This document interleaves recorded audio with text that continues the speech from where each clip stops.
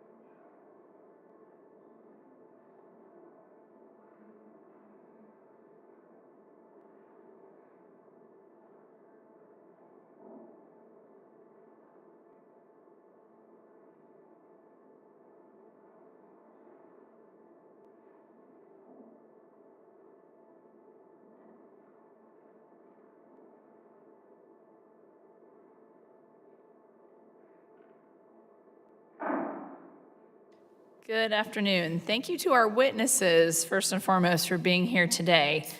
In today's hearing, we will examine a variety of bills impacting the VA's disciplinary authorities, disability claims processing, medical center security, acquisition process, and whistleblower training. I'd like to thank Representative Pappas for sitting in for Ranking Member Mervan, who will be joining us during the hearing. I'll begin with my bill, H.R. 3504, the VA Medical Center Security Report Act. My legislation requires the VA to survey each of their medical centers annually on the status of their police force and report that data to Congress. The VA operates 144 police units at VA medical centers and has approximately 6,000 police officers, chiefs of police, deputy chiefs of police, and physical security specialists nationwide. Unfortunately, violent crime has been on the rise at VA medical centers. In fiscal year 2018, 3,141 violent crimes were committed. By fiscal year 2021, that number more than doubled to 6,505.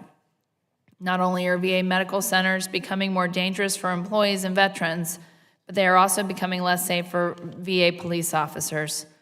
Medical centers across the country are experiencing high turnover and staffing shortages in their police departments. I understand that VA police have recently made large strides to fix some of these troubling issues. However, Congress still needs a better picture of the specific challenges that each medical center faces, as well as the broader issues plaguing VA policing, so that we can determine if further congressional action is needed. My bill will help Congress and the VA understand these challenges better by requiring the VA to gather information on the type and frequency of criminal activity at the medical center over the past 12 months, the number of vacant positions for department police officers at each medical facility, all identified security weaknesses, and much more. While they are not here, I would like to thank the American Federation of Government Employees and its National Veterans Affairs Council, as well as the National Federation of Federal Employees, for endorsing the VA Medical Security Report Act. I look forward to discussing my bill with the witnesses here today. Now I will turn to Chairman Boss' bill, H.R. 4278, the Restore VA Accountability Act, which I co-sponsor. In 2017, the VA Accountability and Whistleblower Protection Act was signed into law by President Trump.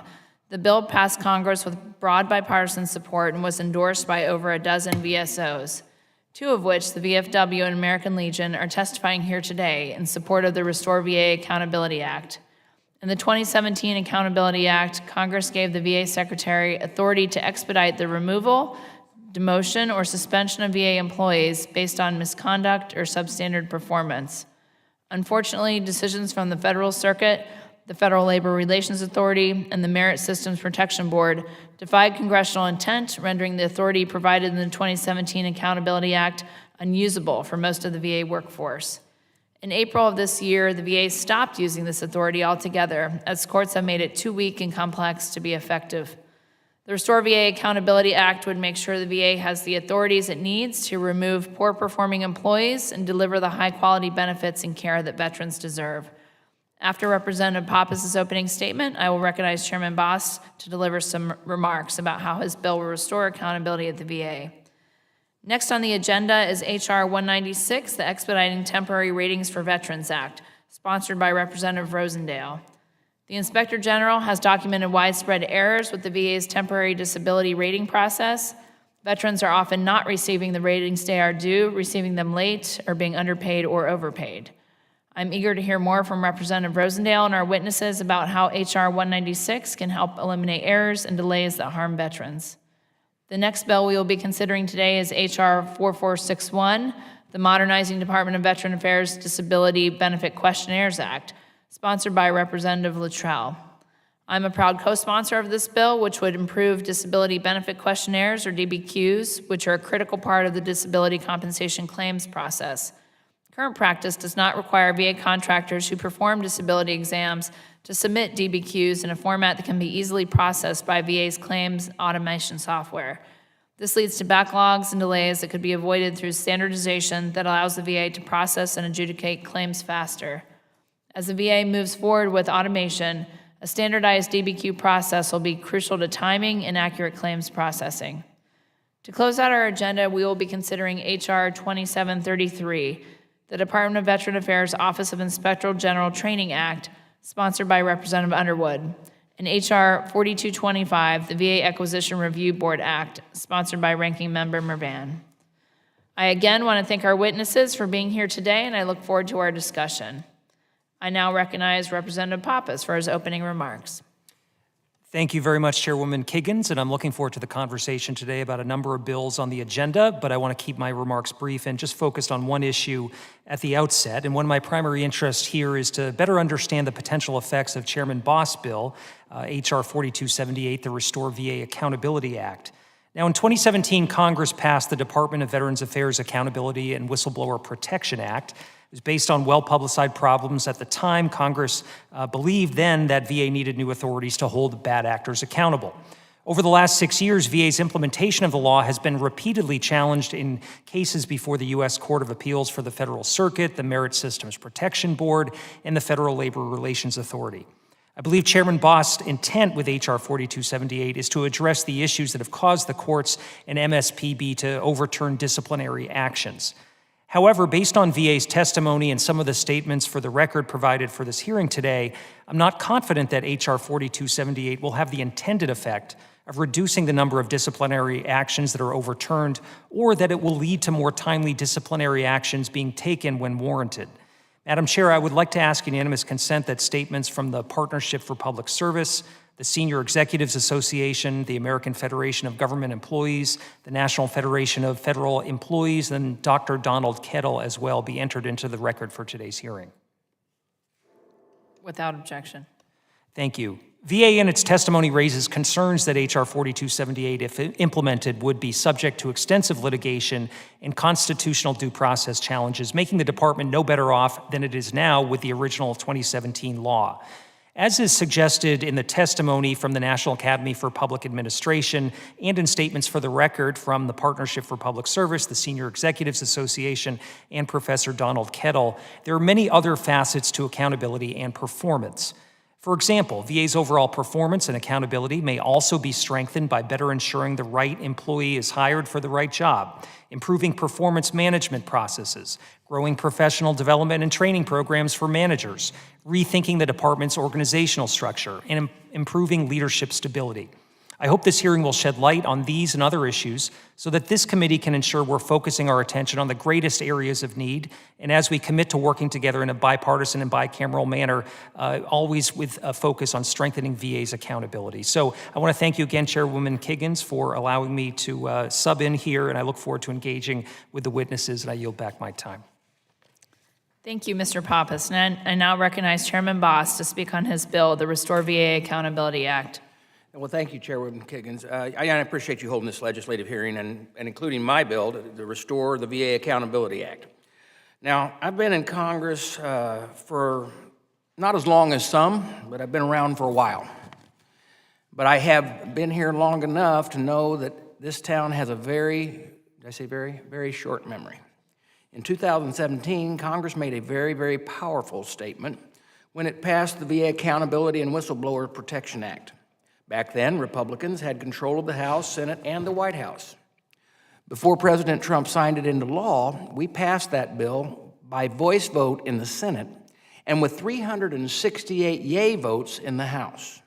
Congress was united in this because veterans and the American people were fed up with bad VA employees not being held accountable. They demanded that Congress act, and we did.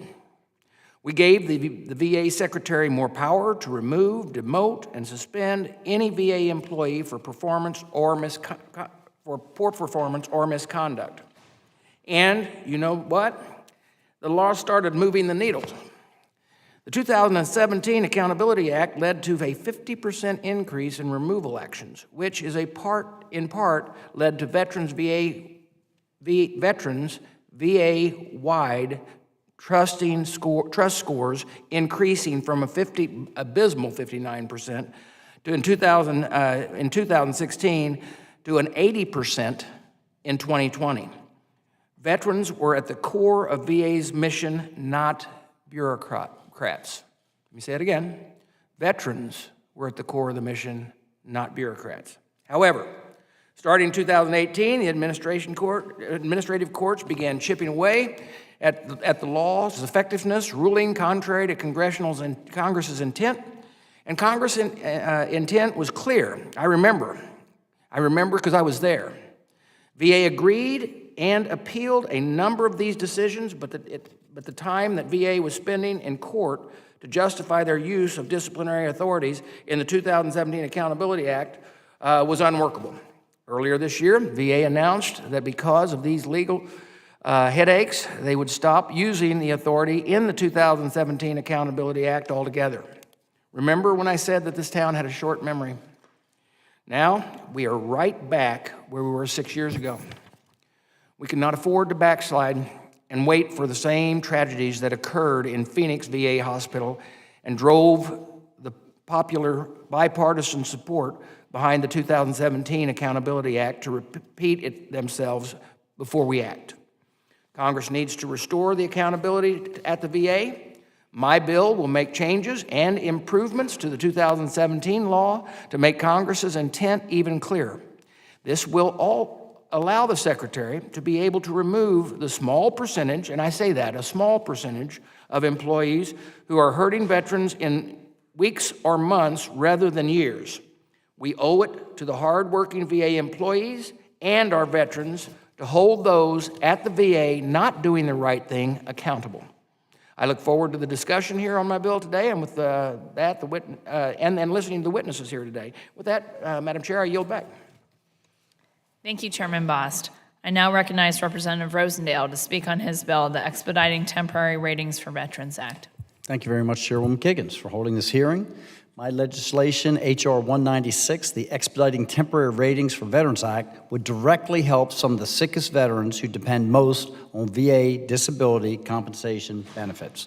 When a veteran is hospitalized for at least 21 days for a service-connected condition or illness, current law grants them a temporary increase in their disability rating to 100%. The problem is, those rating increases may not be granted before the veteran leaves the hospital, or granted in the right amount, or granted at all. The Office of Inspector General has documented widespread errors in a 2020 report. In their sample audit, 42% of eligible veterans had their benefits adjusted incorrectly or their claims improperly processed. When the VA makes a mistake and overpays the veteran, that overpayment is sometimes collected as a debt. That's unacceptable. The VA should not be hassling ailing veterans for the VA's own errors. The good news is we have everything that we need to solve this problem. The VA already has all the medical records information it needs to determine who is hospitalized. That's in an existing EHR system that is functioning. It's called VISTA. The VA has been conducting a limited pilot program to automate these temporary total disability claims for certain veterans with cancer. My legislation would expand this successful pilot in 1 year to speed up claims processing for veterans hospitalized with all illnesses or conditions. Of all the VA benefits claims processes, I think this one is the best candidate for automation. Speed is critical, and the existing manual process tends to lag. It's also a relatively simple eligibility criteria that a computer is capable of handling. I want to point out what it is not. It is not the machines taking over. VA employees will continue to make every eligibility determination. They will always decide whether to accept or reject what the automation software proposes. It is also not automation of every claim. There will still be situations where the available medical evidence is not sufficient or that information is not compatible. Employees will process those claims manually. I think this is an idea whose time has come. We can use IT to make veterans' benefits more timely, accurate, and consistent. Thank you, Madam Chair, and I yield back. Thank you, Representative Rosendale. Before we get to testimony, I will introduce the witnesses on both panels. On the first panel, we have Mr. Louis Ratchford, Chief Security Officer for the Office of Operations, Security, and Preparedness at the Department of Veteran Affairs. He's accompanied by Mr. Rondi Way, Executive Director for Human Capital Programs at the Office of the Chief Human Capital Officer. Mr. Ray Tellez, Acting Assistant Deputy Undersecretary for Automated Benefits Delivery. and Angela Billups, Executive Director for the Office of Acquisition and Logistics. Also on the first panel, we have Mr. David Case, Deputy Inspector General of the Department of Veteran Affairs. On the second panel, we have Mr. Joshua Hastings, Veterans Benefits Policy Analyst for the American Legion, Mr. Patrick Murray, Director of the National Legislative Service for the Veterans of Foreign Wars, Mr. Clint Romesha, retired Army Staff Sergeant, Medal of Honor recipient, and Emeritus Board Member of America's Warriors Partnership, and Ms. Terry Gerton, President and Chief Executive Officer of the National Academy of Public Administration. I ask witnesses on the first panel to please stand and raise your right hand. Do you solemnly swear that the testimony you are about to provide is the truth, the whole truth, and nothing but the truth? Thank you. You may be seated. Let the record reflect that all witnesses answered in the affirmative. Mr. Ratchford, we will start with you. You are recognized for 5 minutes to provide your testimony.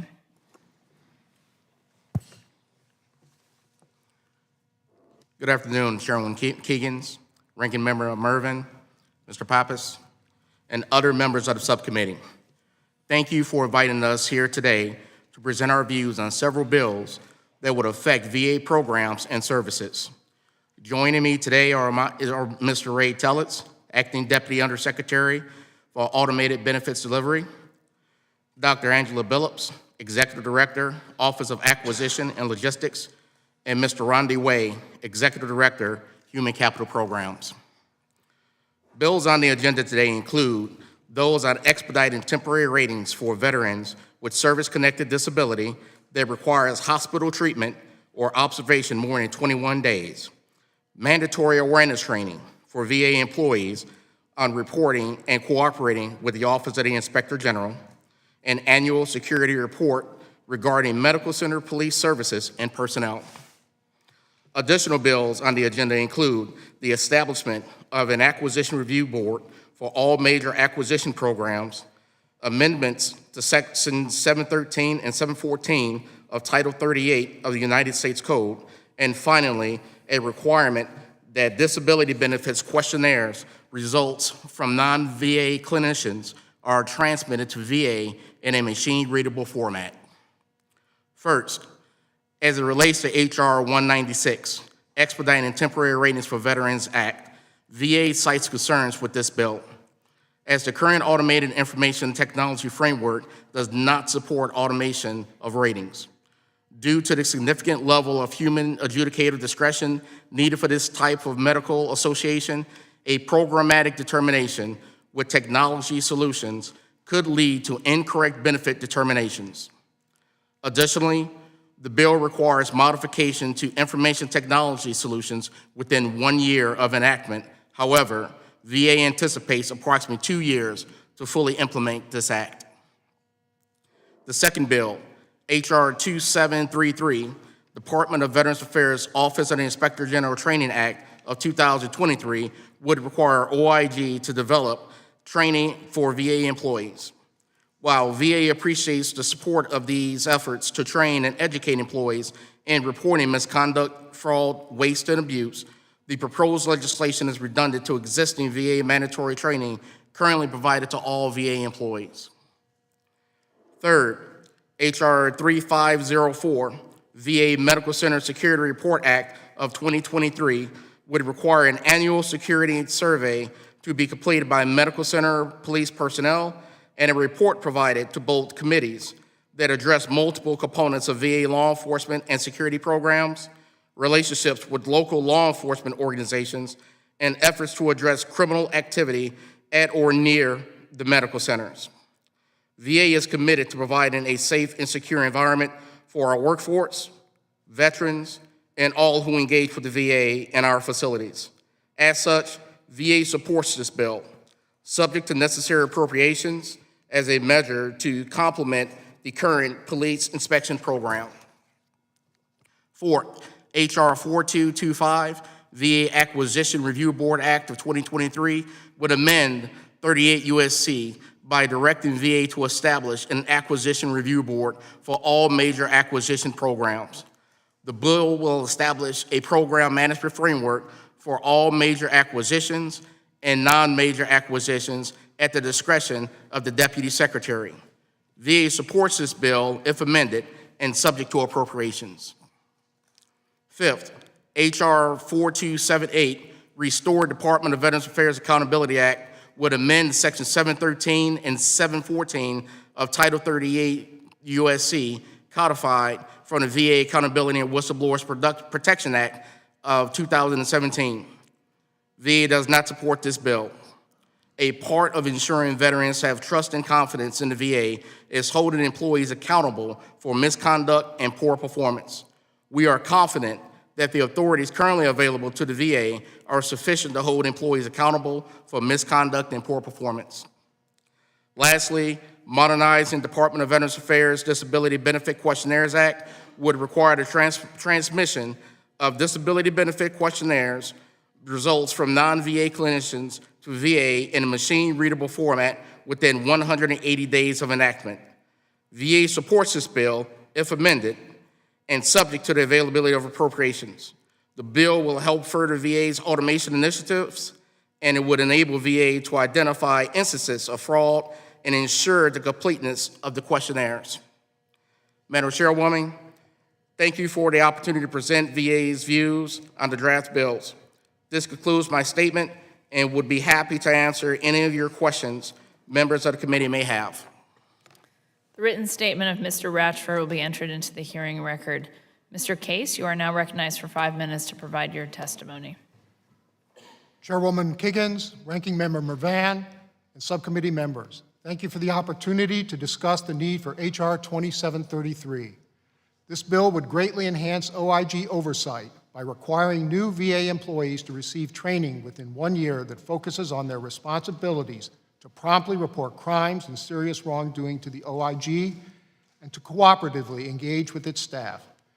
It also allows the Inspector General to send at least 2 messages annually through VA's email system to all personnel to enable direct communications.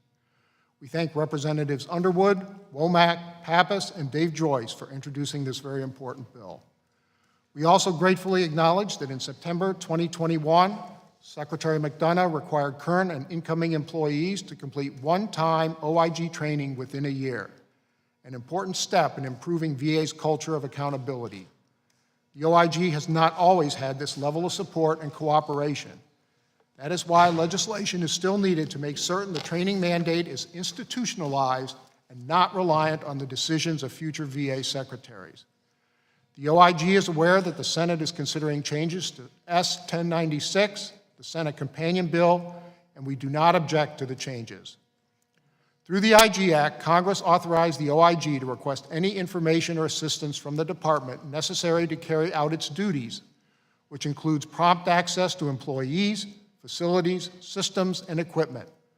While the vast majority of the OIG's interactions with VA personnel are positive, some employees have been given direction contrary to the IG Act, such as being told that they cannot share information with OIG staff without first clearing it through supervisors. In other instances, VA personnel have provided incomplete, significantly delayed, or misleading information.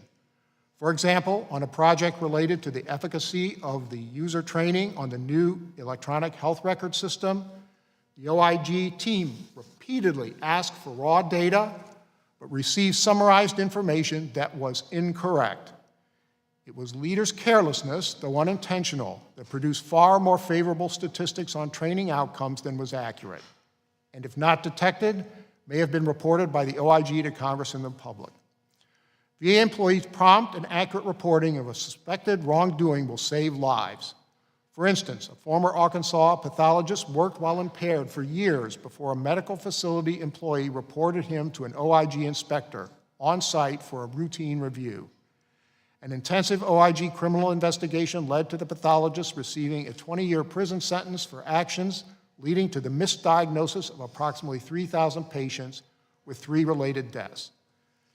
VA personnel at every level and in any position can identify and address the misuse and waste of millions of dollars each year by knowing how and what to report to the OIG. In one case, a purchasing agent uncovered a fraud scheme involving a medical facility chief steering a contract that resulted in more than $500,000 in losses for VA. A senior VA leader thwarted a vendor trying to sell more than $800 million of non-existent face masks and ventilators to VA during the pandemic by reporting suspicions to the OIG. There are more examples of missing opportunities to protect veterans and VA resources with one common denominator. Many VA personnel did not promptly report potential crimes or problems with systems that affect the quality of services and care to veterans because they lacked information on when and how to do so. That can change. As of June 26, 2023, over 385,000 VA personnel have taken the OIG-developed one-time training that VA Secretary McDonough mandated. Only about 1.6% surveyed after the training disagreed or strongly disagreed that it was useful. That effort must continue as VA ramps up its hiring of new employees. In closing, the OIG appreciates the support this committee and the full House demonstrated in passing similar legislation in the 117th Congress.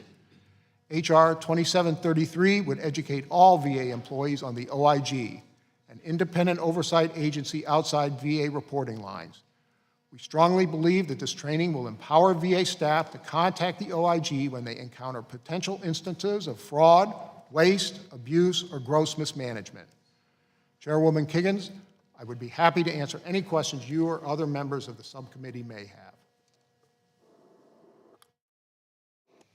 Thank you, Mr. Case. The written statement of Mr. Case will be entered into the hearing record.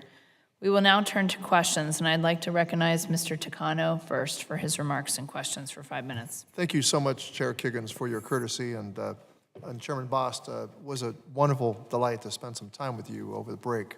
My first question is for Mr. Way.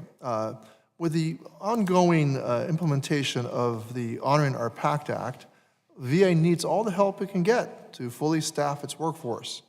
Are you concerned that H.R. 4278, by limiting civil service protections, could deter applicants from seeking employment at VA or discourage qualified individuals from taking on supervisory or leadership roles within the department? Good afternoon. Thank you for the question. Yes, I am. And I specifically say that because the Act, Section 712, talks about applying to all supervisors. And sometimes when we talk about supervisors or leadership positions, we have a tendency to think that we're talking about senior executive service members, maybe GS-15s, GS-14s. Well, in this case, we're talking about all supervisors, and within the VA, we have roughly 47,000 supervisors. Approximately 35,000 or so will be covered by Section 712. And many of these supervisors, we're talking about wage grade supervisors ranging from WS1 to WS16, and also supervisors in grades as low as GS5, and obviously up to GS15. And so, number one, we're talking about accountability, we're talking about lower level employees. So one, I think this, it would deter current employees from being interested in fleeting up to supervisory positions, and also deter employees from outside the VA coming to the VA knowing that they have limited appeal rights. And so just to kind of clarify, I mean, a lot of members of the public don't understand GS this or that, but we can think of people who are like majors, colonels, all up to general, but we're talking about often case people who might be non-commissioned officers, like the sergeant level, right? So if you think of, VA is not a uniformed service, but That's correct. To give some idea, then we talk about 40,000 supervisors out there. Some are very, but this legislation help us understand the way in which it would disincentivize or discourage people, discourage qualified people. Kind of unpack that a little more for me. Just why would someone not want to step forward to be a supervisor under this proposed law? Well, I guess if you think about it like this, and first, you're absolutely right in terms of your follow-up. We would be talking about lower-level employees on the GS civilian side, which would be equivalent to enlisted personnel, for example, E4, E5, E6 in the military. Specifically, what I'm referring to here is essentially, these employees would be treated very similar to the way senior executive service members are treated right now under the current act with 713, which basically means they would have, limited appeal rights, inability to go to the Merit System Protection Board, et cetera. And so for them to look at that and say, hey, I'm coming in, I'm losing rights that maybe I would have right now, or entitlements I would have in serving in another position at another location in the federal government, I would not have that, were I to take a job with the Department of Veterans Affairs. Well, so how many employees currently covered under Section 714 of Title 38 stand to see their civil service protections severely limited if H.R. 4278 is enacted? Do you have an idea, the numbers? Well, right now we're talking about if we do the carve out for their supervisors, we're talking about a number of, let's say, about 35,000 for a carve out of supervisors. But obviously the 714 overall, applies to a larger group. So 712, approximately 35,000 supervisors. Well, essentially, they become at will almost, because at will employees fired at will because they lack the protections that they currently have, and that's kind of what we see at the senior executive level, is people that are more easily dismissed. Is that correct? Well, certainly more easily in terms of, one, there would be a lower level of evidence required, substantial. All right, so not quite at will. I mean, that would be... Right. It would be a lower level of evidence required. We would go from preponderance of the evidence to substantial evidence. And then we're talking about limited appeal rights in terms of, so we're talking about the overall due process would be different for them than other federal employees. Well, Mr. Wayne, my time has run out, and I certainly appreciate the chair's courtesy again, and thank you. Thank you. And I yield.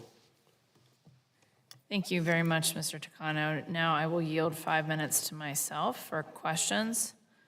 Mr. Ratchford, I am glad to hear that the VA supports the VA Medical Center Report Act. You, your team, and the VA police officers across the country are the ones keeping VA employees and veterans safe.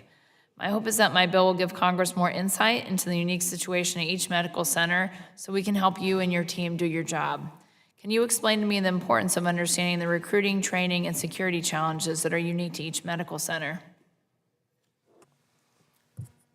Thank you for that question. The men and women of the Department of Veterans Affairs that protect our medical centers as special agents, as police officers, as inspectors, K-9 handlers, work very hard every day.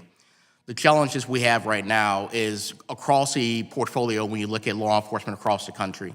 Right now, in this date and time, law enforcement across the United States, perhaps the globe, is facing very hard situations as far as retaining personnel, adapting to the new environment. Just as our local medical centers are seeing increases in violence, so are the communities in which we belong to are also seeing these same increases in violence. Working with partners such as the FBI, other international law enforcement organizations, advocate organizations, we're being able to work together to share practices and share trends that we're identifying to create better recruitment models, to identify what we need in the current environment to improve policing, and to make sure that we have an adequate number of personnel protecting our facilities, veterans, and all located on those grounds. Thank you. And it sounds like your 3-year inspection cycle is focused on external evaluations, and my bill would require medical centers to self-report their security and police force status. Does your office currently collect and track self-reported data? Yes, we do. Not in a formal process of a formal survey such as this bill is suggesting, but we do collect data from individual officers informally throughout the reporting process. Just nothing formally. That's correct, ma'am. So a key component of my bill is reporting from the medical centers on police vacancies. Earlier this year, I visited the Hampton VA Medical Center, and I was told that time they did not have a chief or deputy chief of police. I understand that recruiting is difficult, but how often do medical centers have vacancies, especially in senior leadership positions? It varies, ma'am. It varies from location to location. We currently have 139 police services across the United States, and they all are unique in their recruitment challenges as it pertains not only to their senior positions, but also to your junior ranks as well, too. Thank you. And Mr. Tellez, what efforts is the VA currently taking to make the review of DBQs submitted by non-VA clinicians more efficient? Thank you, Chairwoman, for your question. One of the things that we are doing to make them more efficient is we're accepting them in paper.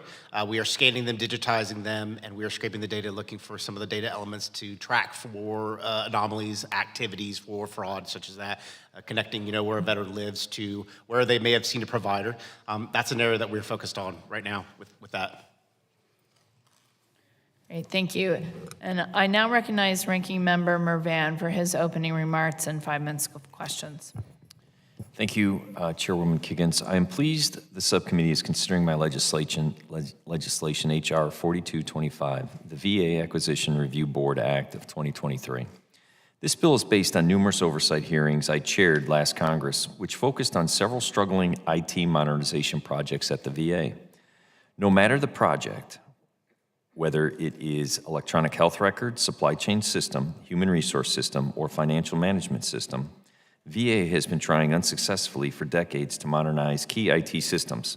The common thread between these projects and their lack of progress has been the lack of acquisition accountability and management. As we discovered with the VA's recent decision to abandon the DIMML's supply chain modernization project, all of the authority to pause or cancel a program that is not meeting requirements at VA lies solely with the Secretary. Programs have been allowed to flounder, go off task, lag in schedule, and result in cost overruns because there have been no formal checks and balances within the VA.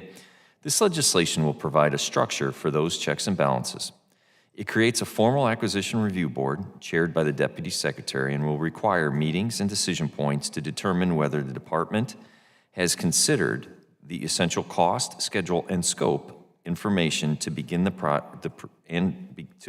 and proceed with each major acquisition.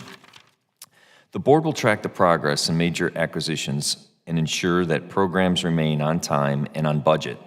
If not, there will be the ability to pause, fix, or cancel a program. VA is currently undertaking billions of dollars in modernization efforts across the department. This includes the Veteran Benefits Management System. We were able to achieve something historic last Congress with the passage of the PACT Act. My bill, H.R. 4225, will help ensure that IT modernization for delivery of those benefits is done effectively. Toxic exposed veterans don't have decades to wait for VA to figure out a solution to modernizing VBMS, and we should do everything in our power to ensure it's done right the first time. Veterans, employees, and taxpayers deserve better. Not only are these failures incredibly expensive, but we are doing veterans a disservice by not providing them better access to care and benefits. I know my colleagues across the aisle are just as interested as I am in efficient and effective government and providing better results to veterans. Knowing that VA has put the work in and has adequate justification for these acquisitions will give Congress confidence to make necessary investments because we must modernize our IT systems. This legislation is a good first step, and I hope my colleagues will support it. I, of course, look forward to discussing the other bills on today's agenda, including Chairman Bost's H.R. 4278, the Restore the VA Accountability Act, which seeks to clarify authorities to discipline VA employees that were originally established in 2017.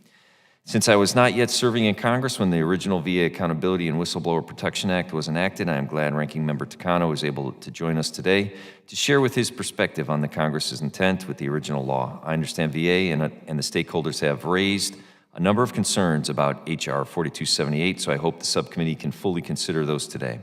I know our union partners are very concerned about the impact a bill like this will have, not only on supervisors, but in all VA employees, to include police officers. Before we advance legislation like this, I feel we need to fully understand how it will impact rank-and-file employees. The last thing VA needs is for Congress to create further barriers to recruiting and retaining highly qualified employees. With that, Chairwoman Kiggins, I will yield back. I do. Ms. Billups, I appreciate VA supporting the acquisition review board legislation and appreciate the comments provided. Can you explain for the committee how this legislation will support your ongoing efforts to improve acquisition at VA? Specifically, can you speak to the work that you are already working on implementing? Thank you for the question, and good afternoon, everyone. Yes, some of the things that we're working on at VA is actually building a acquisition lifecycle framework and building that for the purposes of modernizing acquisition management at the VA. And the acquisition lifecycle framework, it starts from the budget and whoever the executive is that owns that vision for that new program or that mission area. And so some of the things that we found that was missing, which was one of the reasons why we really appreciate this legislation, is because anytime you get ready to spend appropriated fund dollars for the purposes of a program, someone has to start that business case. Someone has to present that in a way so that the leadership, meaning the deputy secretary and the secretary, really understands how these programs are going to impact VA and the overall VA mission. So for that reason, this piece of legislation is really filling a critical gap that we have right now. We do have the acquisition lifecycle framework, but what we did not have, it started with the chief acquisition officer as the approval, and now this is moving back to the secretary and the deputy secretary, and that is something, in my estimation, that is needed. It is also something that was recommended by GAO. GAO recently did a study on VA major acquisition programs and non-major acquisition programs, and even though they said that the acquisition lifecycle framework that we have developed, it is going well, but they didn't feel like VA had enough structure there to kind of support that. And with this legislation, I think we have a complete picture. It is something that we can start working on right away, and it will be something that will improve acquisition management throughout the entire department. Thank you. Can you let the committee know why this is an important initiative for your office, given the years of frustrating results we've seen with large acquisitions at VA? I think it is really because this legislation, from my perspective, it gets back to the heart of where these programs start and who is that real executive that's in charge.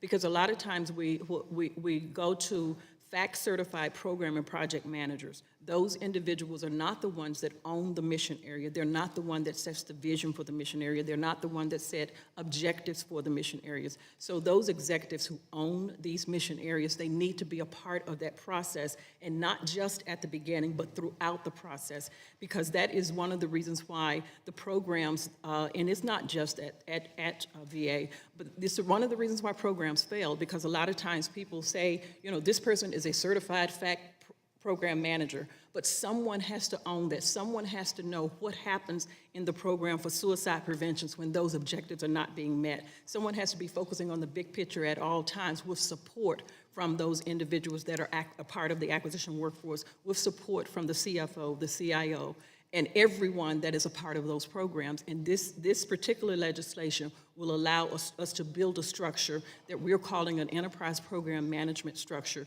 that will be used for both major and non-major programs. And like I said, it will fill a critical gap. And I know it would make a difference simply because we have examples now of where that executive who's in charge of these programs is not there at the table, and the stakeholders are not understood, and that is another reason why some of these programs are failing. I see that you have also emphasized the need for more resources to implement this bill, which I think are appropriate. Could you please explain how not fully resourcing this effort and the current acquisition reform efforts in your office will impact your ability to adequately monitor and oversee large acquisitions? One of the things that we have now, I have some skill gaps at the VA, and one of the things that we're doing, we're assessing the current skills, because what I found is that people are used to working the way that they have worked, but with the results that we're seeing, it's fully understood that some of the things that people have been doing is not working. So there are skills that are missing at the VA, and so that's one of the things that it will fill. We also need to look at, like I said, getting training to these, what I call for these executives who own these missions, I call them non-acquisition professionals, but they're definitely part of the acquisition community simply because they're the ones that make the decisions about the programs. They have the funding. They make a decision from a life cycle perspective. Are they going to use federal employees to get the work done for the program? Are they going to do a grant? Or are they going to look at a sister agency for a shared service? Or are they going to go to industry, which is where the acquisition process really begins? So it's many, many types of skill sets that we need, as well as to train that community from an acquisition community perspective and not just the acquisition workforce. Ms. Phillips, I thank you very much. With that, I yield back. Thank you, Mr. Mervan. Mr. Boss, you are now recognized for 5 minutes for questions. Thank you, Madam Chair. Mr. Way, what evidence do you have to prove that VA's current availability authorities are sufficient to hold employees accountable for misconduct or poor performance? Thank you for the question. When assessing the situation, when we think of accountability, we look at a holistic approach in terms of actions taken across our entire population. From FY16 to the present, we've taken approximately 39,000 actions against VA employees, roughly 4,900 to 5,000 a year on average. And so we've been consistent, with that number prior to the Accountability Act and up until this point. So again, we believe we have the tools necessary to take action against employees. Maybe you can explain, since you gave those dates, can you explain to me why there's such a huge dip in your disciplinary actions before the VA had passed the Accountability Act and now after it had been quit using it? Well, I mean, the charts are clear. So there was an initial uptick, and again, I'm talking about an average overall during that period of time. There was an initial uptick with the Accountability Act, and there was a significant focus during that time in terms of holding employees accountable. One, we think over time we do a better job of bringing in high-quality employees that don't require disciplinary action. Yeah. So we only take action when it's necessary to address misconduct or poor performance. So let me ask this. The VA's position then is that we don't need or want the authorities in Section 71438, right? You don't need or want them. No, what we're saying is, and keep in mind, we're saying we're satisfied with the authorities that we have tied to the Accountability Act. We're still using 713, as you know, but we do not need 71438. Right, that is correct. Because when Representative DeCano asked you about 71438 and that you used it, he said that you were using it, but you haven't been using it for some time. Is that correct? 714? 714. We paused 714. That's not correct. using it, correct? Right, we paused that back in April. That's All right, correct. so just so you know, I've been investigating a situation in Southern California where a incredibly problematic employee could not be removed. By the way, he's a GS7 under traditional authorities. And I was informed by a senior VA official that the VA should have used Section 714 to remove that individual. Do you agree with that? So I'd have to, a couple of things. One, I think every situation we look at on a case-by-case basis. Our position is this. We know that there are cases from time to time that maybe are highlighted saying it takes too long to take action or remove an employee. But our position is that's not due to lack of authority to take action. We have the full authority. So you're just choosing not to take action? No, sir. What I am saying is this, is that most of the time that there appears to be a delay in taking action is on the front end. In other words, typically when there's misconduct, we have to conduct an investigation. The more significant the charges are, the more egregious the case, typically the longer the investigation takes. And certainly, I think all understand that it's necessary to do a thorough investigation in order to support any action that we take in the future. So that delay on the front end would be there whether we're using 714, 713, or Title V. Right. Because I'm going to run out of time, and I don't want to run out of time, I really do want to get to these questions. Sure. The VA's written testimony, it said that the VA is concerned about the bill defining which factors the department could consider when deciding whether to discipline an employee. However, VA's testimony does not list a single additional factor that they would believe they should be considered. Now, I'm always willing to listen. That's why we do this. But nobody has given me any suggestions of what you should add to the list, nor have you said that. You said, no, never mind, we don't want this. Now, what do you think that looks like to the veterans and the people who know that there's people? Look, you have bad employees everywhere. That's just the way life is, okay? I'm not anti-union. Believe me, I was a union firefighter. But something Your agency then needs to give back to us so that we can help you straighten out the problems that exist in the VA that we hear about from our veterans, that we hear about from the employees that you just said. You said, oh, this goes all the way down to lower level employees. Well, you know what? Some of the people that are talking about this are the lower level employees saying how frustrated they are with the VA not being able to discipline and get rid of bad employees.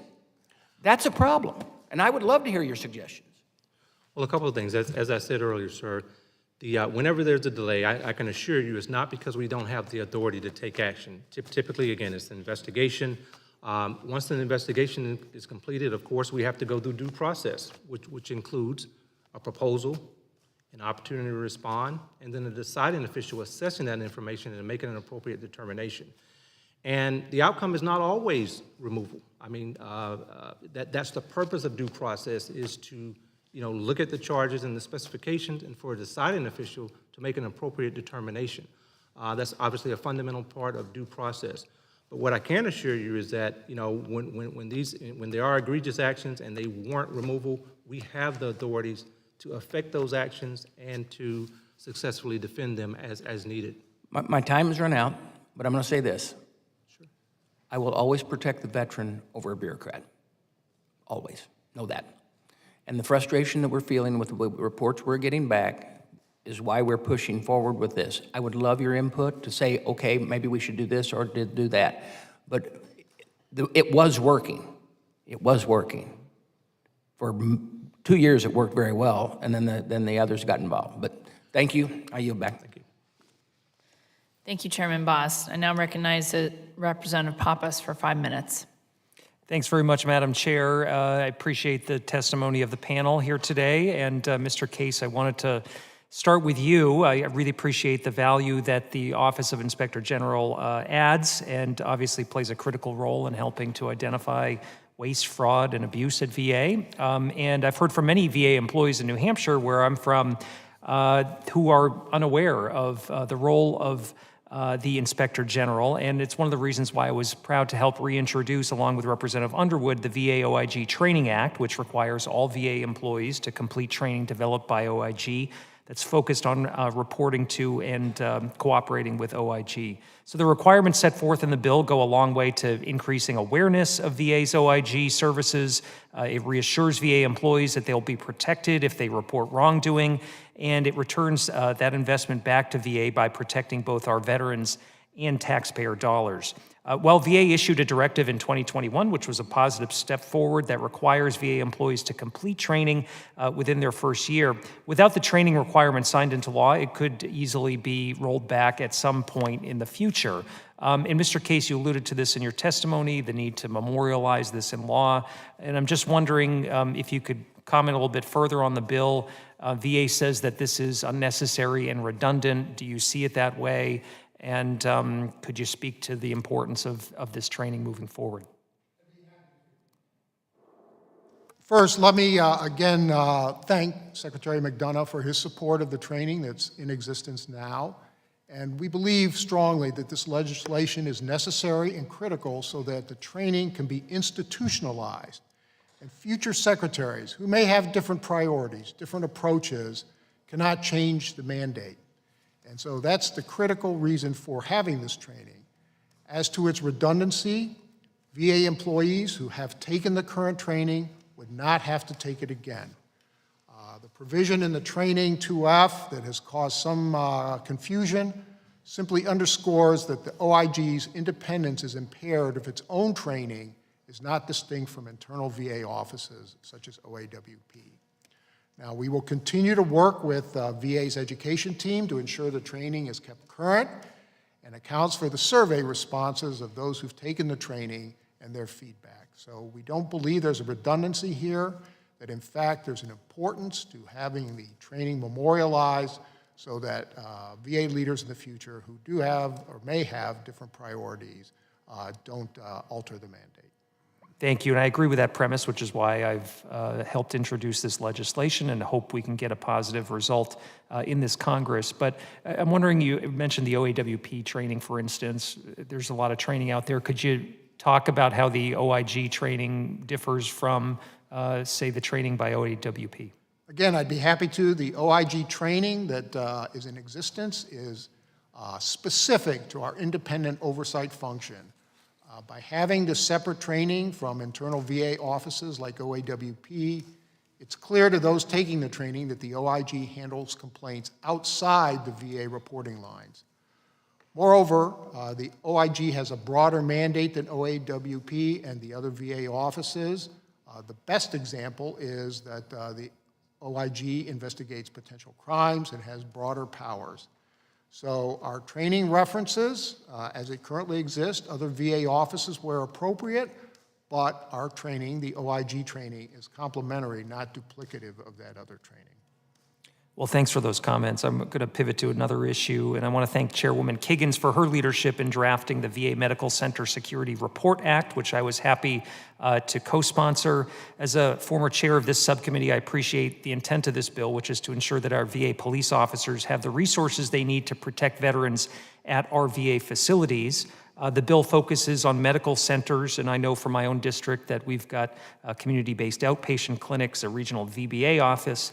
And Mr. Ratchford, I'm wondering if you could talk about just the security profile across VA facilities and whether it might be worthwhile expanding the scope of this legislation to fully capture the security needs that are out there among a variety of different VA facilities.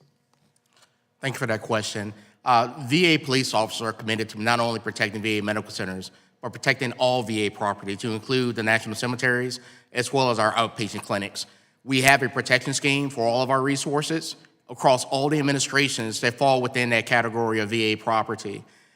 We will welcome any support we can get to beef up the ability we have to provide the security blanket, as well as the agility to respond quickly. As you know, many facilities within VA are spread across vast numbers of miles from each of the facilities, where the medical center is the hub. That's where our police officers operate from. That's where our police stations are located. But often they have to drive a very long way to get to those other facilities that we are committed to protecting.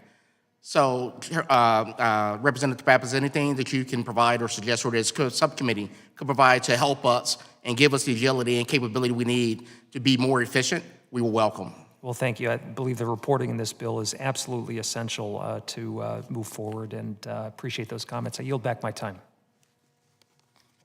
Thank you, Mr. Pappas. Chair now recognizes Representative Bergman for 5 minutes. Thank you, Madam Chairwoman. And I, number one, thanks to all of you for being here. When we have these kind of get-togethers, sometimes we have to ask tough questions, and we expect to get tough answers, because what we're talking about here is more than a little complex. But as I look at all your name tags and your job description, if I was to boil it down, we got security, we got human capital, we got automated benefits delivery, acquisition, logistics, and IG represented. And you all have uniquely different missions and what you have to accomplish. So Mr. Case, as the IG, nobody wants to hear from the IG. I can remember that from my military days. If the IG's calling you, it's usually not a good day, even if they're calling you for a reference on one of the people under your command. How long does the disciplinary process for VA employees using your existing authorities take? And I guess maybe if human capital plays a role in this too, but you have to do the investigation, you have to do all of that. Has that time pretty much stayed steady over time, or has it increased? What are your thoughts? Yes, General, for the OIG perspective, we investigate fraud, waste, and abuse, and in that process, we will sometimes find problematic employees. And our reports typically, when we find that, will detail what the issues are, what the problems have been, but we do not have the power to actually discipline ourselves. That's within the purview of the VA. So we will provide those reports to the VA, typically with a recommendation that they consider. Let me ask you a question, because would you like to see that process shortened? And could it be done? Our process, we move as fast as we can. How VA moves against employees or considers it. I'm not trying to ask you to get into others, but you're good to go with how you do your piece of that pie? We are. We do Okay, so then in that case, you know, Dr. Billups, is human capital, do you believe that a disciplinary process that is plagued with delays and non-action has any impact on recruiting? Did I get that right? Yeah, human capital. Okay, maybe I got my names wrong then. Let me see. Got it. No. Who's human? Oh, I'm sorry, you're right. Another perfect day down the tube. I made it till what time? 3:30? Damn. Okay, let me try this again. Mr. Way, same question. Do you believe that basically disciplinary process, because of the length of time, does it have an impact on recruiting and retention? Thank you for the question.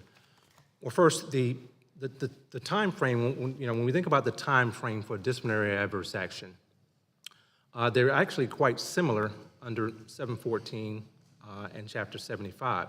So, for example, Chapter 714. My question is, as all the numbers you give me and all the processes, does it have an impact on recruiting and retention, regardless of what numbers we're talking about?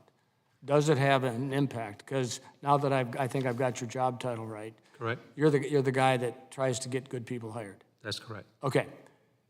Does it have an impact because things take so long on your ability to recruit and retain? Well, yes or no? I mean, bottom line is it could I be. guess it could no, impact. no. It could have an impact. Okay.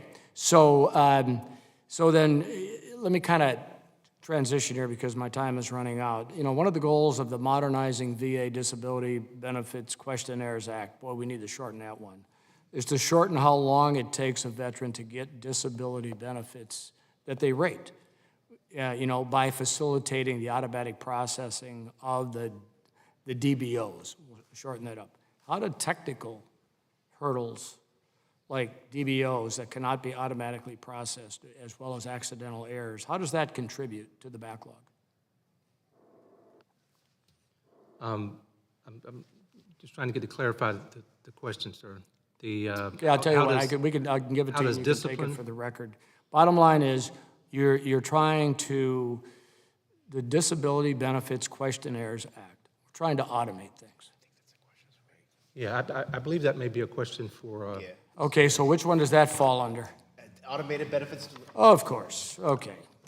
We'll let See, that that, could we simplify I see my time is up, I'm not gonna waste anybody's time. And I'm easily confused, but it's hard enough to figure out and navigate what's going on at the VA. Think of the veteran, the average Marine, which Mr. Bost and I are. We have all the challenges we can, so we're trying to figure out ways to help from this dais to get those veterans the benefits and the expeditious nature. So with that, Madam Chair, I yield back. Thank you very much, Mr. Bergman. Representative Rosendale, you are now recognized for 5 minutes. Thank you very much, Madam Chair. Mr. Ratchford, in your testimony, you stated that we are confident that the authorities are sufficient to hold employees accountable for misconduct and poor performance. We do not believe any legislation is necessary right now to ensure accountability. Then why is the VA not holding bad employees accountable quickly if you have the authority? I don't know if this is better for Mr. Way or you, either. Yes, thank you for the question. We absolutely are holding bad employees accountable whenever misconduct occurs or there's poor performance. And we're doing that using our existing authorities, including Title V, Chapter 75, and Chapter 43. One of the things that I don't understand is that the existing process, I think it's 714 was the new Accountability Act that had been passed, doesn't give you any additional ability to hold poor performers accountable. Then why everybody is pushing back so hard against it? Why are we just ignoring it? That's just a rhetorical question. I don't understand why we're pushing so hard against it if it doesn't have any impact. Because I can tell you, if something doesn't have any impact on me, I don't worry about it too much. So it just seems awful strange. as I hold a report here that was done on Fort Harrison just recently. What I will tell you is we have a tough time getting rid of bad apples. We really do. And I'm just going to read a couple of statements from this report because it hasn't been all put into the record yet and made public. Senior leadership decided to hire this employee despite multiple national provider data bank reports, medical license restrictions, and a significant malpractice settlement, which represents an error in judgment by multiple senior leaders. The former employee at Fort Harrison failed to meet standards of care on multiple occasions, exceeded their clinical privileges, and exceeded the scope of care provided at Fort Harrison. There was no ongoing professional practice evaluation for the former employee during their tenure at Fort Harrison. And then we have the statement that really concerns me, and I know that Fort Harrison is not unique to this experience, and that is, we found violations of the VHA policy and a significant risk to public health and safety related to the previous employee practice and oversight of programs intended to ensure continued competence of credentialed and privileged providers. Don't tell me that you're doing enough with the previous legislation.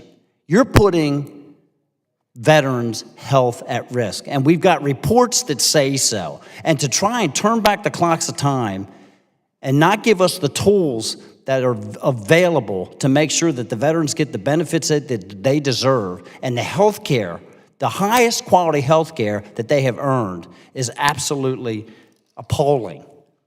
It's appalling, and it upsets everybody on this panel. In 2017, the Accountability Act led to a 50% increase in removal actions, which contributed to veterans' VA-wide trust scores increasing from 59% in 2016 to 80% in 2020.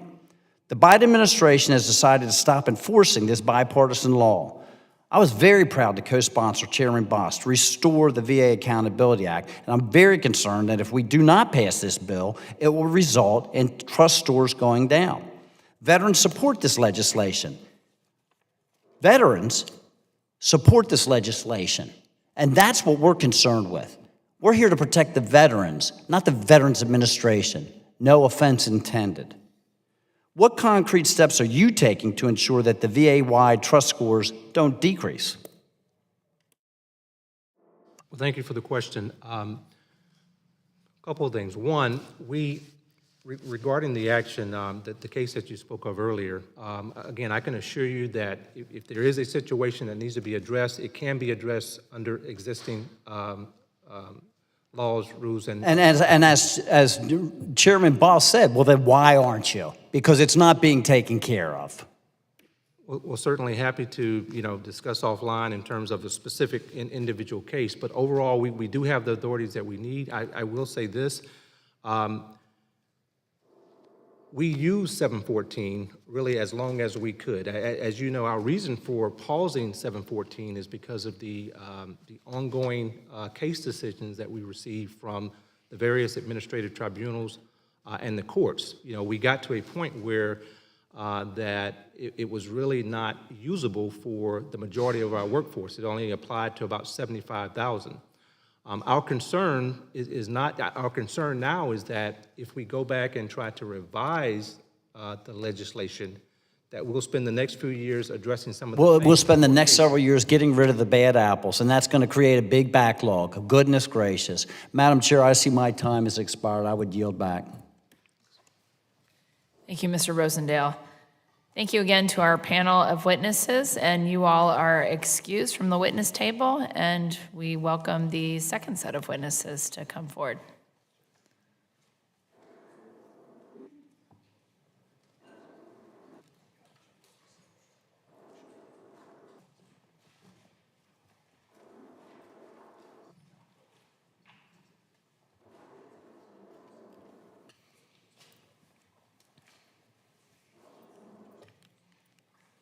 So they're going to get sworn in. I don't have to introduce them.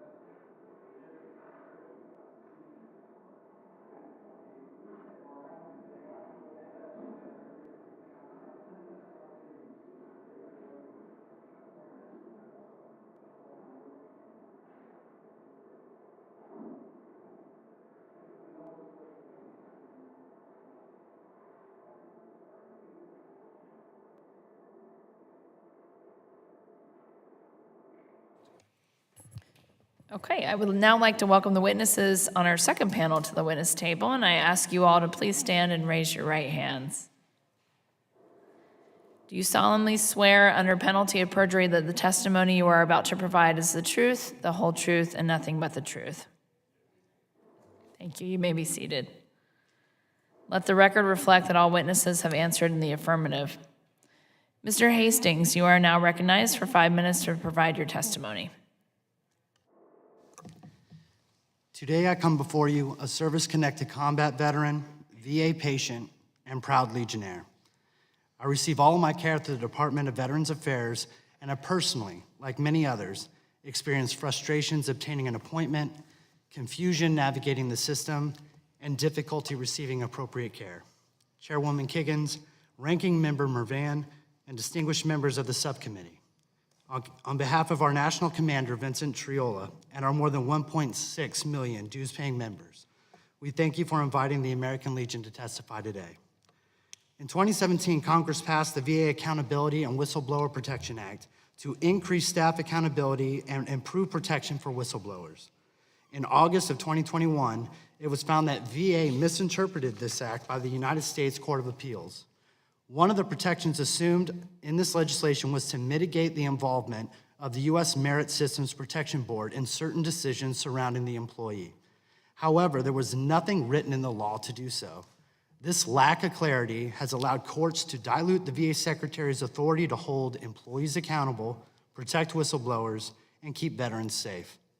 Veterans deserve a process that delivers swift accountability for frontline workers, middle managers, and even senior executives. We must ensure VA leaders possess the tools necessary to hold bad actors accountable and protect those seeking a more productive and safer work environment.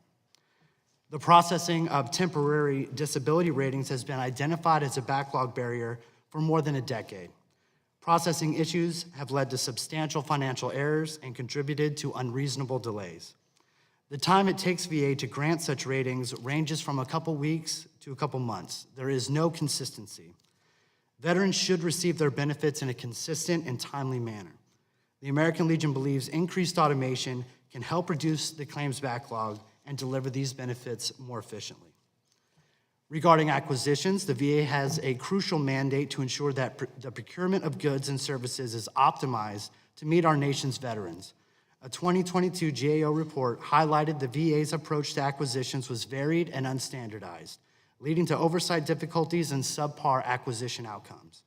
Moreover, the VA's EHRM program mirrors this chaotic nature. In the wake of mismanagement and delayed problem resolutions, its deployment has been stalled since June 2022, with costs escalating to an exorbitant $59.12 billion.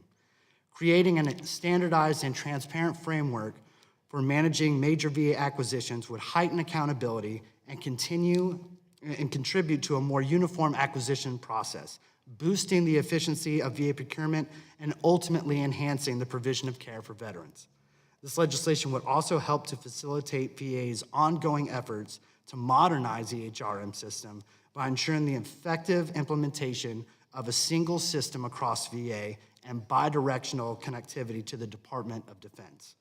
The American Legion believes this is essential for reducing further delays and unnecessary expenditures. The American Legion has also grown increasingly concerned that the safety of our veterans, staff, and patients at VA facilities is in decline. A recent OIG report highlighted severe understaffing, a lack of proper training, and various security vulnerabilities. This includes an unsettling 33% average vacancy rate in officer positions across 70 medical facilities, and in some cases, this rate soared to over 60%. This has led to multiple serious incidents, including a bomb threat and firearms being discharged. The American Legion firmly supports legislation that ensures the safety of our veterans extends beyond providing quality medical care. We must do more to improve oversight of VA policing and set a foundation for enhanced safety protocols and more effective staffing strategies. I'd like to conclude by thanking Chairwoman Kiggins, Ranking Member Mervan, and this subcommittee for your incredible leadership and for always keeping veterans at the forefront of your mission. It is my privilege to represent the American Legion before this subcommittee, and I look forward to answering any questions you may have. Thank you, Mr. Hastings. The written statement of Mr. Hastings will be entered into the hearing record. Mr. Murray, you are now recognized for 5 minutes to provide your testimony. Chairwoman Kiggins, Ranking Member Mervan, and members of the subcommittee, on behalf of the men and women of the Veterans of Foreign Wars of the United States and its auxiliary, thank you for the opportunity to provide our remarks on legislation pending before this subcommittee.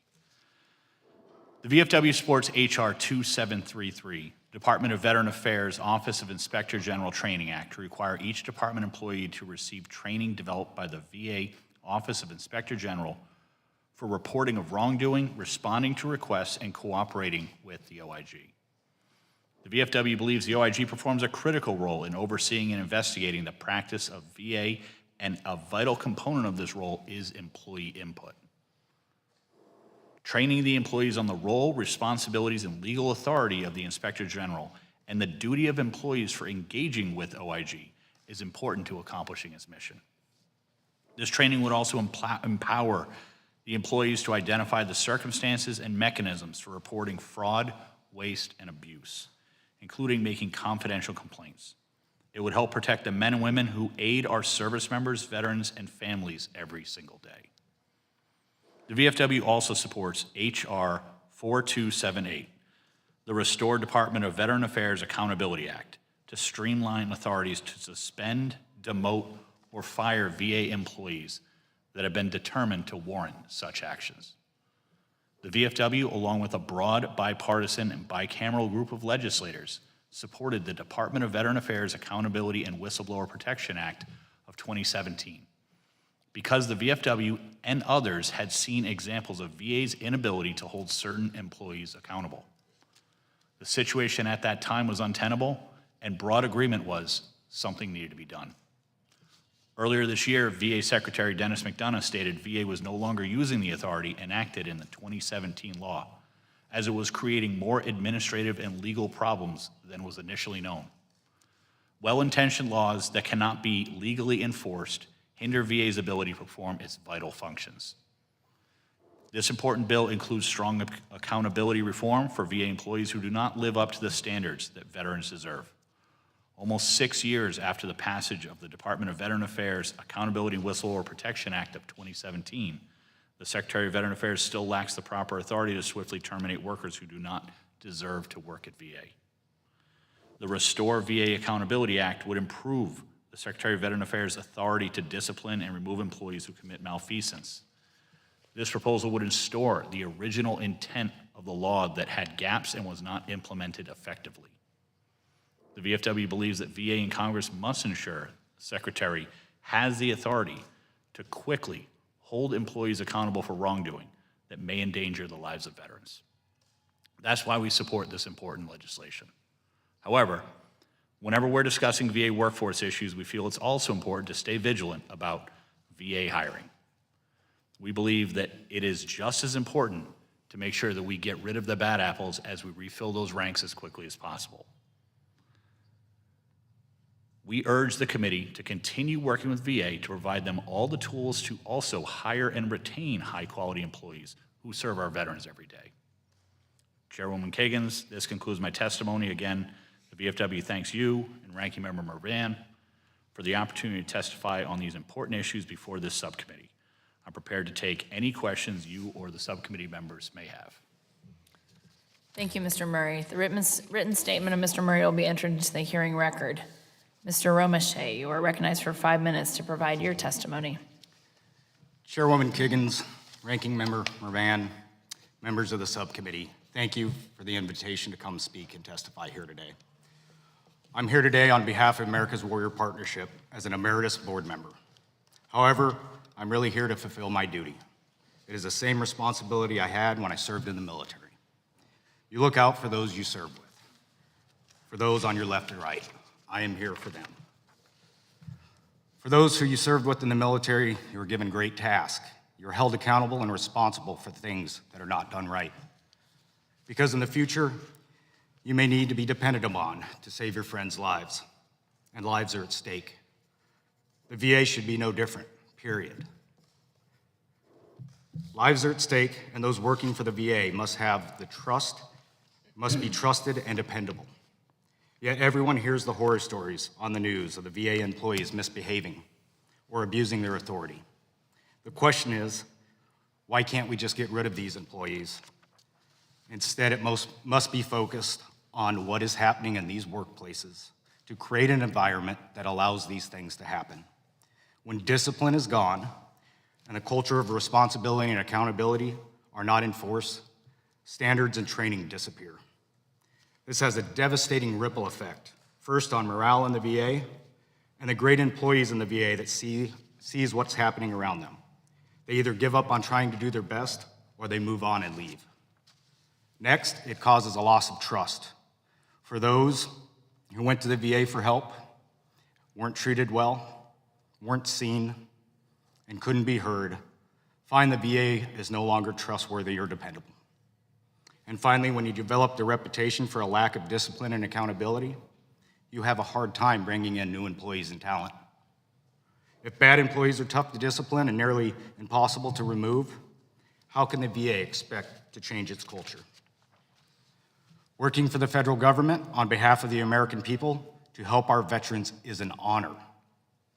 It is also a privilege that should be removed for not meeting the standards and expectations. Thankfully, Congress has passed the VA Accountability Act, and trust in the VA increased. Employee satisfaction with senior leaders' honesty and integrity increased from 45% in 2016 to 59% in 2020. Veterans' trust in the VA increased from 59% in 16 to 80% in 2020. However, despite the VA's Accountability Act being law, it is no longer being enforced.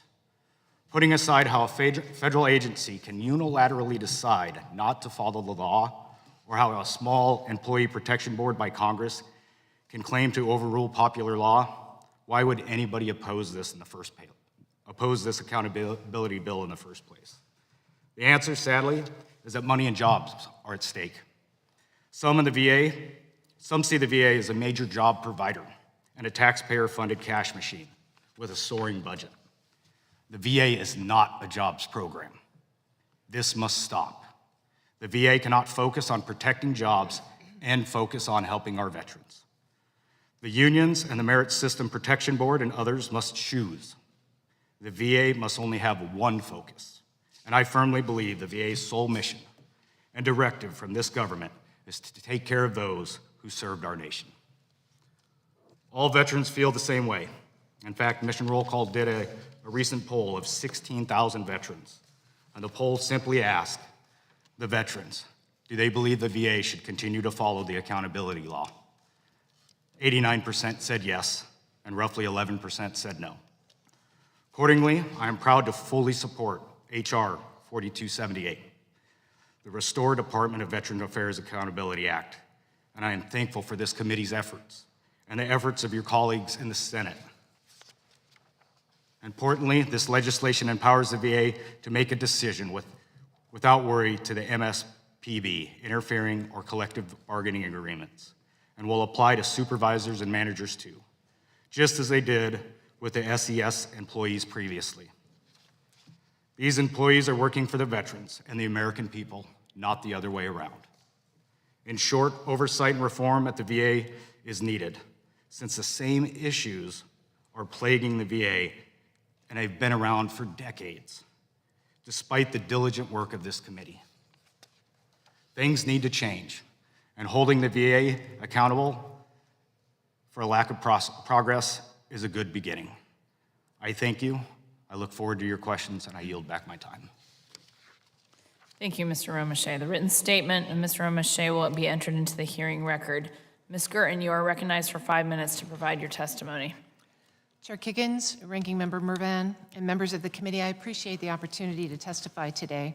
I'm a fellow of the National Academy of Public Administration and have served as its president since 2017. I'm pleased to offer our perspective on the issues captured in the Restore VA Accountability Act of 2023 legislation before you today. Our congressional charter precludes the organization itself from taking an official position on proposed legislation, so my testimony will reflect the Academy's history on these topics and our general recommendations. The Academy has deep expertise in federal human resource management topics. Over 50 of our fellows have experience in federal HR, and many of them were themselves federal chief human capital officers.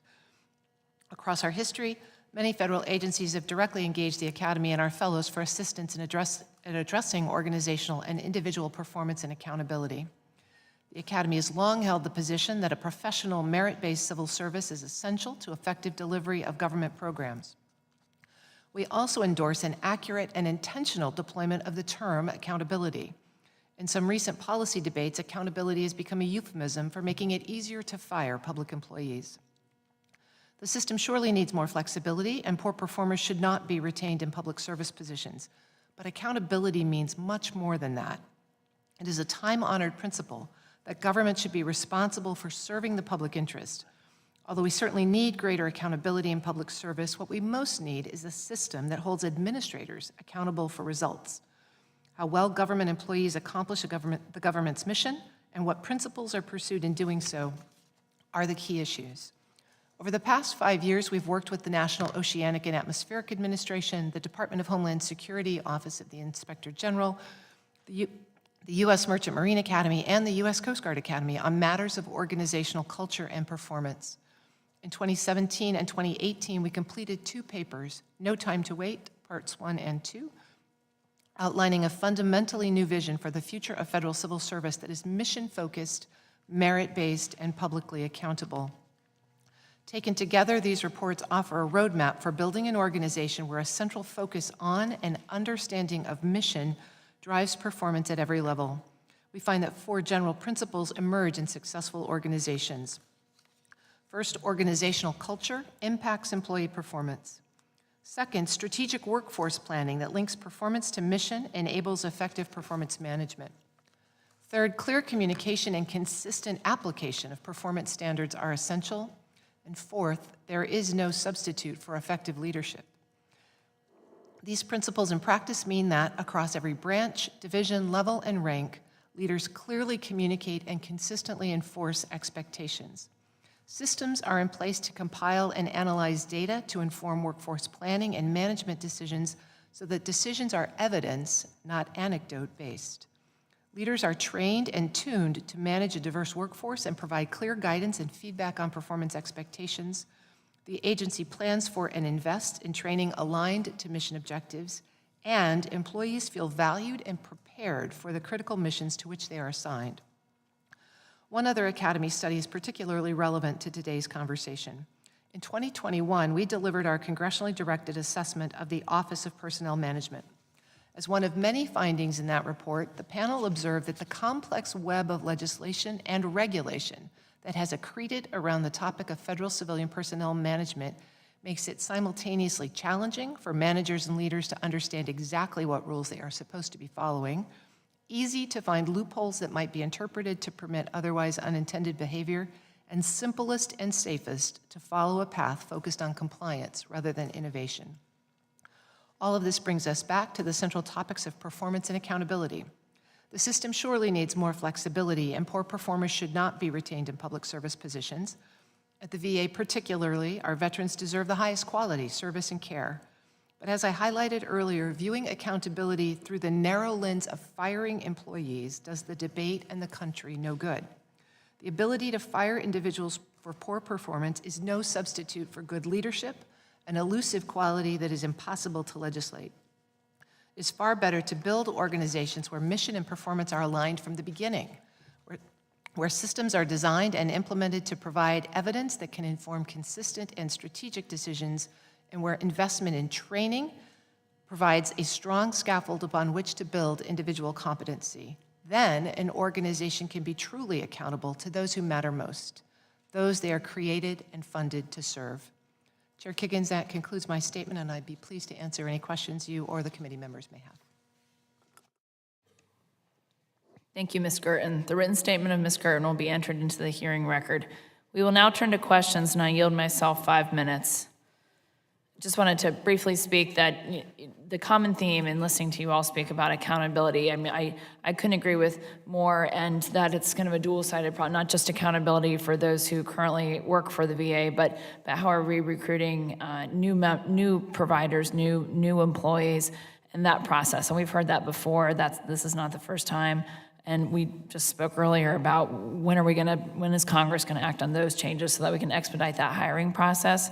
I certainly hear you, and it's a work in progress, but thank you for adding your comments as well. So, Mr. Hastings, as an American Legion member myself in Virginia, I appreciate the American Legion's support for the VA Medical Center Report Act. Could you talk more about the safety concerns you're hearing from your membership? Absolutely. Thank you for the question. One of the main concerns our members of our membership is the lack of security officers and the vacancies in place. This is a safety issue that not only affects veterans, but affects VA staff. We need to ensure that there are people in those positions, and not only that, but we need to ensure that the people in those positions are adequately trained to deal with the veteran that may come in there with a mental health crisis or something of that nature. And Mr. Murray, I appreciate the VFW's support for my bill as well. What sort of safety concerns are you hearing from your members when they visit the VA? Thank you, ma'am. Oftentimes, VA police are some of the first folks who interact with VA patients. We want to make sure that there are enough of them to be able to handle the job appropriately and that they are trained effectively, because unfortunately, sometimes they are that first interaction with a veteran in crisis. We need to make sure that there are enough of them and they're properly trained to do so effectively. I would agree, and also on the civilian side, same issue with just supporting patients in our community that have similar interactions with law enforcement. So, Mr. Romeshay, thank you for your thoughtful words on the importance of accountability at the VA, particularly your focus on creating an environment that fosters accountability. I know you have some experience with accountability and with leading organizations. So can you talk a little bit more about upholding standards within an organization and how that leads to better results?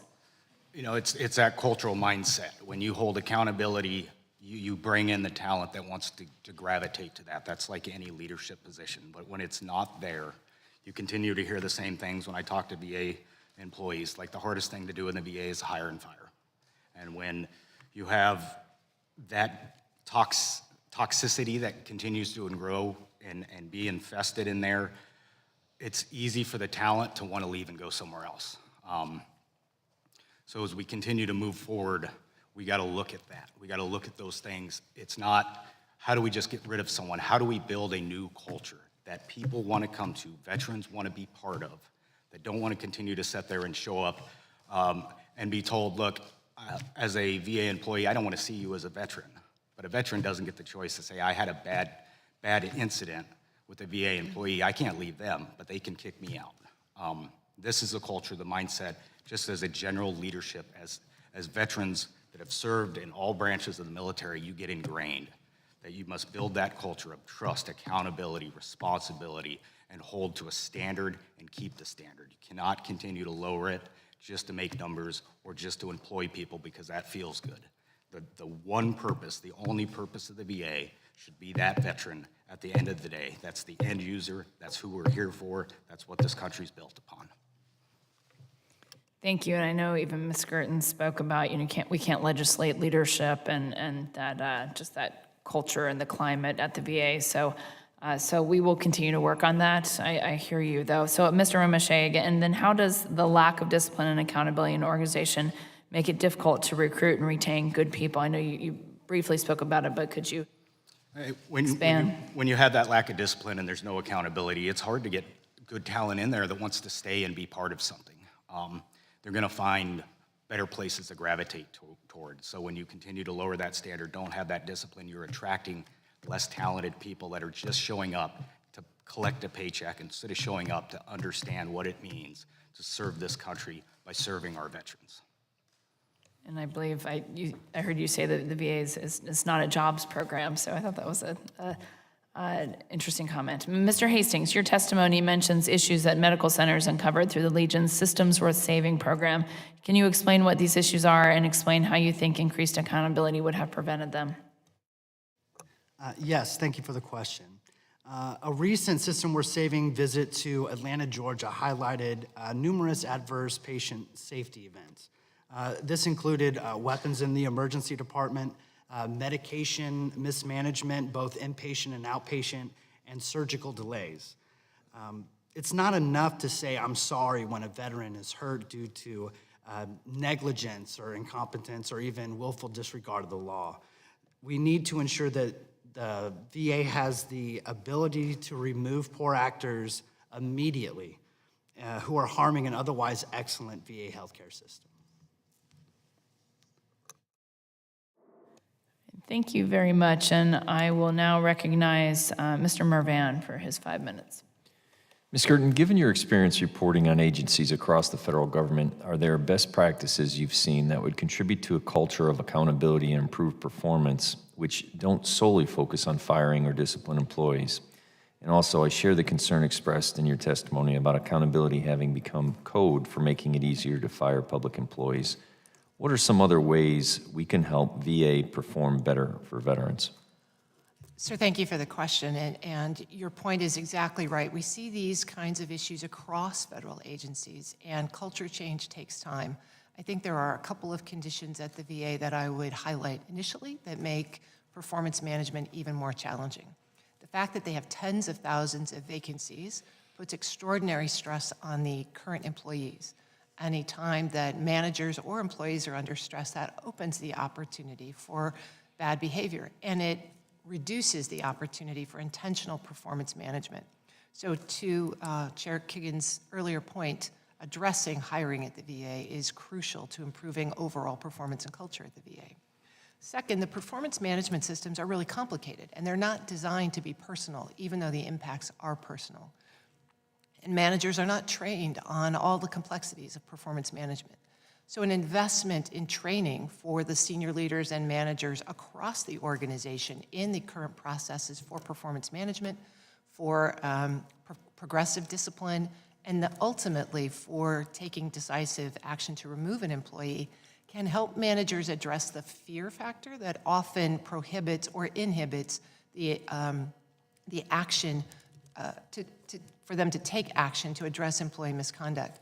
So just off the top, those couple of things would be critical, but more importantly, clear and consistent administration of disciplinary processes is essential to building confidence and trust in the employees across the organization. Ms. Girton, in your testimony, you state that there is no substitute for effective leadership. Is it possible VA would benefit from a thorough, independent review of its leadership, culture, performance management systems, professional development, management and leadership training programs, and so forth? So that's certainly something that, as a congressionally chartered organization, you could address to the National Academy of Public Administration. As I mentioned in my testimony, we have fellows from across the federal government with extraordinary experience and expertise, and we've worked with a number of federal agencies, including the FBI, the Secret Service, the Department of Justice, who have documented similar sorts of challenges in terms of leadership and performance management. We'd be honored to bring that expertise to the VA if that would suit this committee's objectives. And for my own clarification, can you concisely and quickly define performance management so I have an understanding of it? I think of it as getting the best from your employees, ensuring that they're trained, that they're led, that they're assigned, that the tasks in front of them are clear, they understand, and they are equipped to accomplish those tasks, and then managing their performance against clear and measurable performance objectives and communicating their feedback. Okay, thank you. Mr. Murray, in your testimony, you state that in addition to empowering VA to hold employees accountable for wrongdoing, it is also important to ensure VA can quickly fill vacancies and retain high-quality employees. I'm concerned that the certain provisions in H.R. 4278 would eliminate rank-and-file employees' rights to be put on performance plans and to bar VA from considering employees' past disciplinary records before firing or demoting employees.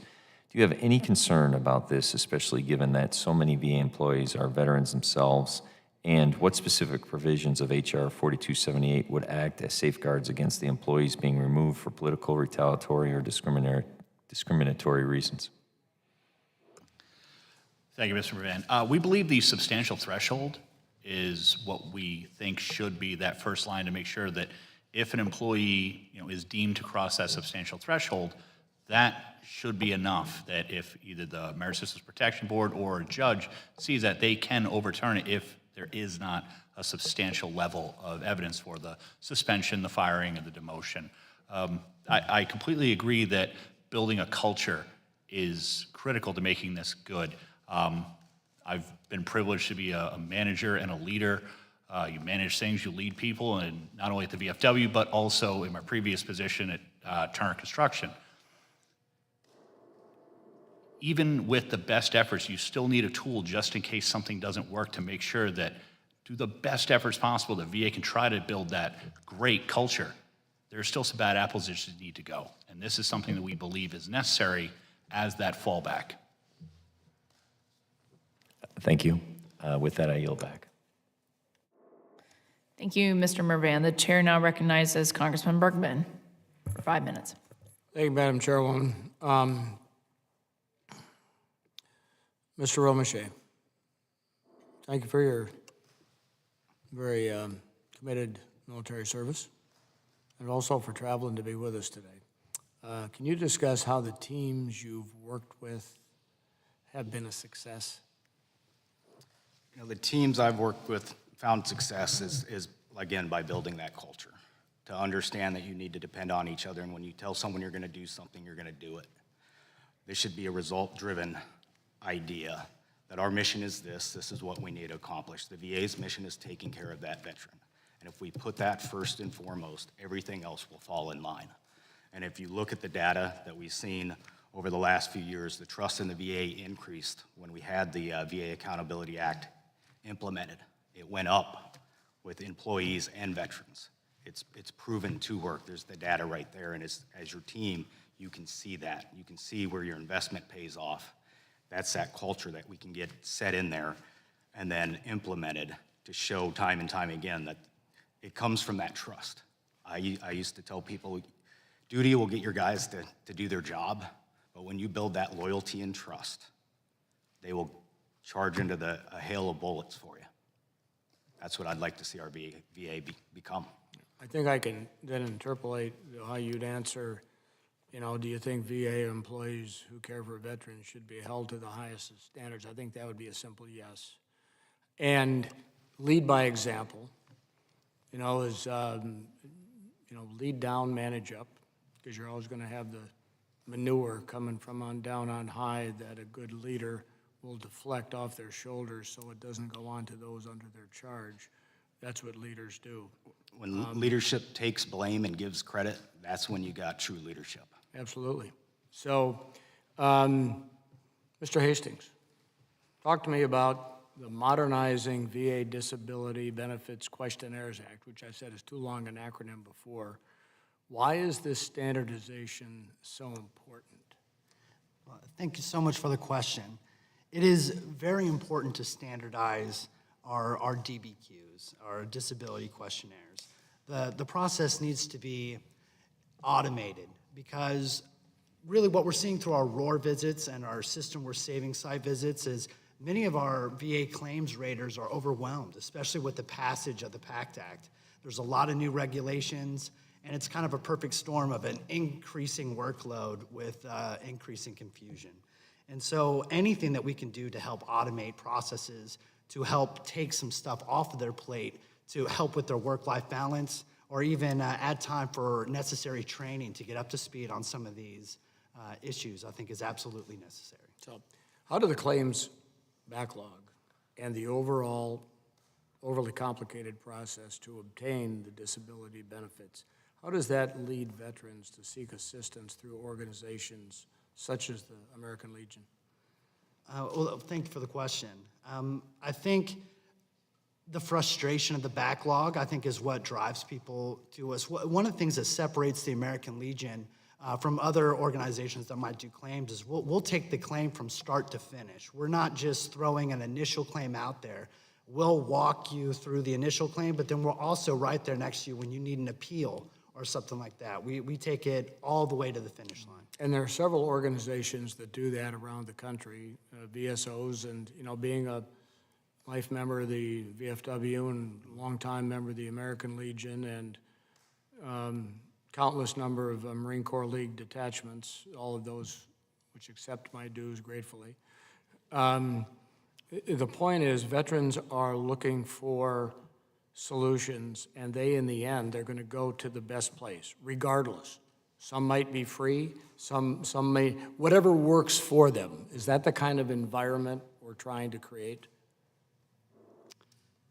We want to make sure that veterans are being taken care of appropriately. There's no, there's no one entity that has the be-all, end-all to serve, to help veterans, because different parts of the country, different capabilities, individual, collectively, whatever it happens to be. But in the end, the VA has too complicated a system when it comes to that veteran just kind of navigating the waters themselves, or whatever we can do to make sure that veteran gets the benefits they rate, then that should be a suggested set of solutions. Fair enough? Absolutely. Okay, with that, Madam Chairwoman, I yield back. Thank you, Mr. Bergman. The chair now recognizes Representative Rosendale for 5 minutes. Thank you, Madam Chair. Mr. Romichaud, I'm sure that you heard earlier that the 2017 Accountability Act led to a 50% increase in removal actions, which contributed to veterans' VA-wide trust scores increasing from 59% in 2016 to up to 80% in 2020. And we had a lot of discussion earlier about what the impact of that was since we've had this pause on the Accountability Act. Do you believe that passage of 4278 will help us rebuild that team environment that you're talking about and help rebuild that trust? I absolutely do. I think it'll pull out some of the obstacles that are frustrating our VA, and keeping those good employees motivated to continue to help the veteran. I think it's a no-brainer. It's been proven in the past. Why are we sitting here today still talking about something that we've already seen work? Have you, in your experience, have you seen that if you've got a bad employee, that it doesn't just impact the productivity of that individual, that it actually impacts the productivity of the individuals that are working with or around that person as well? You know, in the military, when you would have that one soldier that would come up short, always be the guy in trouble, he was normally the one that would get put on KP or stay back in the rear and never have to go on patrol. The guys that were always depended upon, that could be counted on, had to go out there and be the forefront. And that mentality sometimes gets, well, if I'm doing the right thing all the time, why am I out here getting shot at when I could be less than ideal and sitting in the talk and the air conditioning? Sort of the expression, iron sharpens iron. The better you are, the better the team is, then everyone performs at a much higher level. Everybody would you elevates. Say? Very good. I appreciate that. How does the result, how does this result in worse care for veterans when we have that type of a situation? Because we're not in the field. We can't take an employee and hide them back in the kitchen necessarily. Well, it just spills over with what you see when you go there as a veteran. I mean, my first experience in the VA was that last year in the Army. I went to go get my medical records, made sure everything I had, all my ducks were in a row, and the day I got out and I showed up for my first VA appointment, I realized I had to start over from day one because none of those records transferred over. And right there from day one, it's a very frustrating thing to be a veteran and realize this is the system I'm about to come into. It's hard, and it's a battle of attrition, as a lot of men and women that go through the VA have come to realize. And when you meet that employee that doesn't want to be there that day, that has that less than ideal attitude, that just let me check the block, let me get out of here, let me just ask you a questionnaire and not let me get to know who Staff Sergeant Romachet was, you don't want to go back. There's many, many men and women that'll have that first experience and will never go back. How many veterans do we not have in the VA system that has earned that right just because of a bad experience with a bad employee? Thank you very much. Mr. Hastings, thanks for testifying today. I appreciate the American Legion support of my legislation. You mentioned that increased automation can help reduce the claims backlog and deliver benefits more efficiently. Can you expand on that just a bit? Absolutely. Thank you so much for the question. As I said earlier, increasing the automation, not only are we improving the process by eliminating things to an extent like human error and things like that, but by by improving the automation, we are taking things off of, like I said, the raiders' plates and giving them more bandwidth to deal with claims and issues more appropriately and really take their time. This is not a numbers game. It's not quantity over quality. We want to ensure that we're always pursuing quality, and I think automating some of the processes is the best way to do that. Very good. And what are some of the real-life impacts? Okay, you're dealing with the veterans every day. They come into the Legion. What are some of the real-life impacts of the delay or incorrect payments that the veterans are receiving because of this system? Well, I can tell you one of the most nerve-wracking thing you could ever get from the VA is an overpayment. And so really these claims, when the VA comes after you for things like overpayments and things, it is extremely stressful and puts a lot of pressure on the veteran. So it's hard enough getting the benefits that you deserve without having to worry about overpayments and things that are really on the VA's responsibility or errors. Very good. Thank you very much. And thank you all for coming out and testifying today.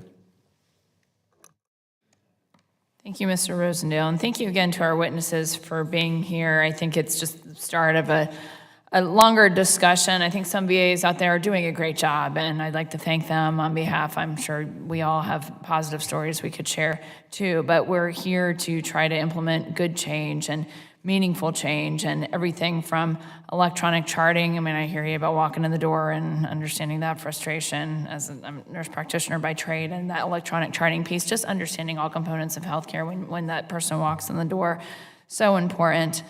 You know, I remember when I was I was a helicopter pilot, my squadron, I was legal officer, and I loved that job because one of the things I did was to apply the UCMJ and kick people out of the Navy, my Navy, who didn't deserve to be there.